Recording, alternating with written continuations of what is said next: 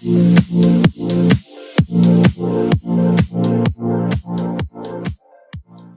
guys, this is Harish here from Trapt, and today in this video we are going to see about the long-term review of Realme 7 Pro. So let's get started. First of all, let's get into the box contents. First, we have the TV99 certification and the regular information like the warranty, user manual, etc., and the SIM ejector pin and the USB cable, and also the most awaited super dart charger. Actually, this is the main selling point of this phone, and it's the most loved feature of everyone. This charges the smartphone from 0 to 100 in less than 35 minutes. This also has an included TPU case, and this also has a triple card slot where you can expand your storage up to 256 gigs.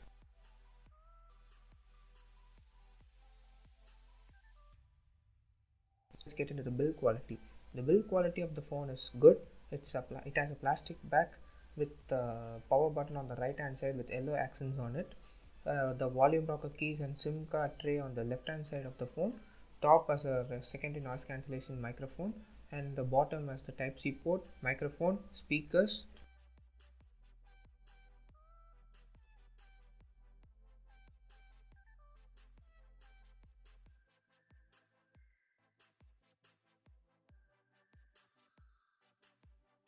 Now let's get into the fingerprint scanner as well as the Face ID. The Face ID is fast, that is, I meant super fast. The fingerprint scanner is fast but not as good as the OnePlus Nord. It also has the wideband L1 support, so OTT platforms like Netflix, Prime Video, etc. can play high quality 1080p content. It has the regular features such as the system wide dark mode, which is useful and my personal favorite. Here in the convenience tools, there are the settings for the navigation buttons such as the swipe gestures and the virtual buttons where you can change them to whatever type you want them to be. But I like the button mode, so I'm cool with it. And also it has an assistive ball and etc. Let's get into the battery life. The phone actually gives a pretty good battery backup. The phone lasted for me over 8 hours of screen on time, and that's actually really cool for a phone with 4500 milliamp hour battery. This phone also has the 35-watt super dart charger, so it charges the phone in less than 35 minutes. My usage is regular social media, Hotstar, and Prime Video, and it lasted me for over 7.5 hours to 8 hours. That's actually a really good battery life a phone can get. There's also this mode where you can select from high performance to battery saver mode, which can conserve some battery. Additional settings include the storage where you can get 128 GB, out of which 118 GB is usable.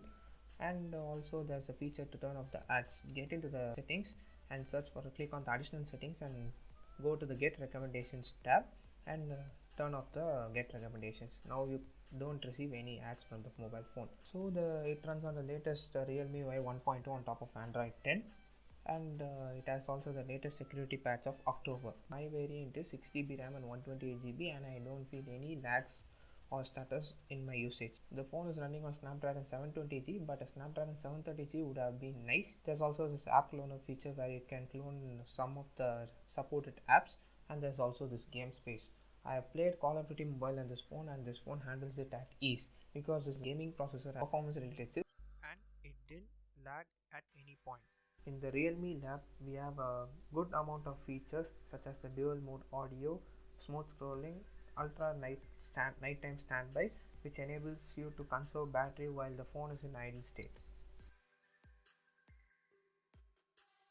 DC dimming feature enables you to reduce the screen flickering during auto brightness and in the low brightness section. The one feature I like most about the Realme UI is the smooth scrolling feature. Actually, this phone is limited to 60 Hz, but it doesn't feel like a 60 Hz smartphone. Very fast and fluid. Enables us to forget that we have a 60 Hz panel in this phone.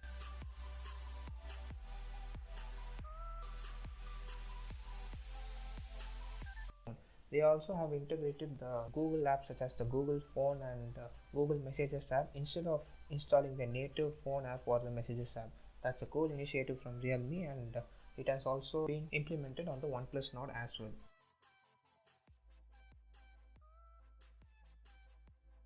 Now let's get into the camera section. It has the 1x, 2x, 5x and up to 10x. It has a digital zoom. There's also this ultra wide angle camera. Chroma boost mode, which is now called as an AI color dancing mode, gives you a punchy color feel, and it has many filters in this phone which are very useful. I'll talk it in the later part of the video. This has the regular features like the HDR, timer, exit mode, where the edge detection seems to be good. AI beautification is enabled, and each and every mode has a pro mode as well as the AI automatic mode.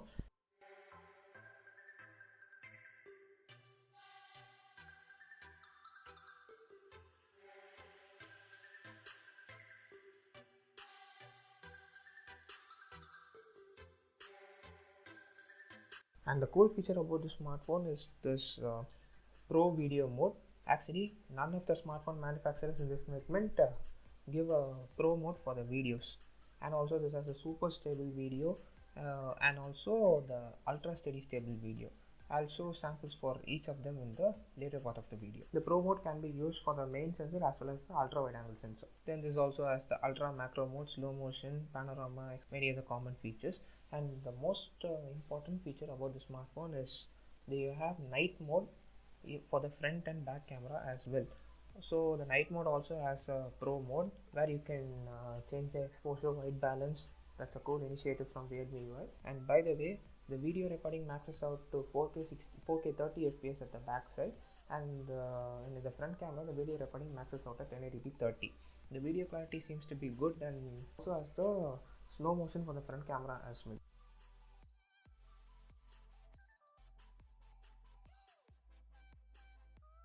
Now let's get into the sample.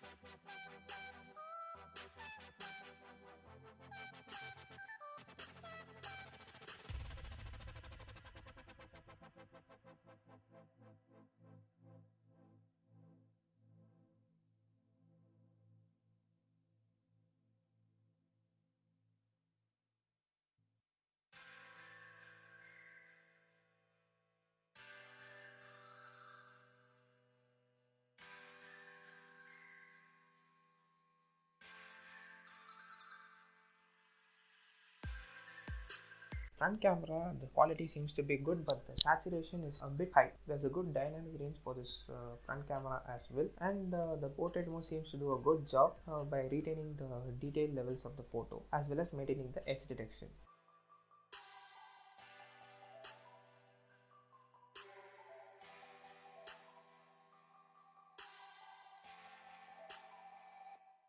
Night shot as well, and there's a bit of saturation, but it can be rectified by giving a software update. This is the video recorded using 4K 30 fps. You can check the stabilization. This is the ultra steady video, and here are some samples of it.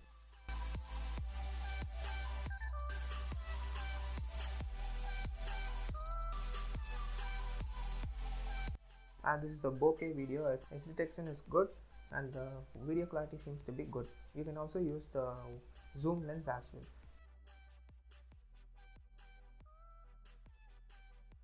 This is a cool feature about this phone. It has RGB video layout, in which it only specifies the red or blue or green and turns the background to black and white. This is the stabilization in the front facing camera with maximum quality. This is the bokeh video using the front facing camera, and this is the monochrome filter for the front facing camera.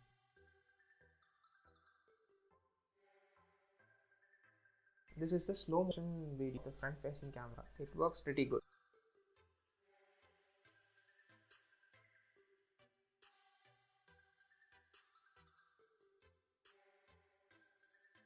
This is a video shot using the night mode. This gives you an idea of how the camera performs at the night, especially in video.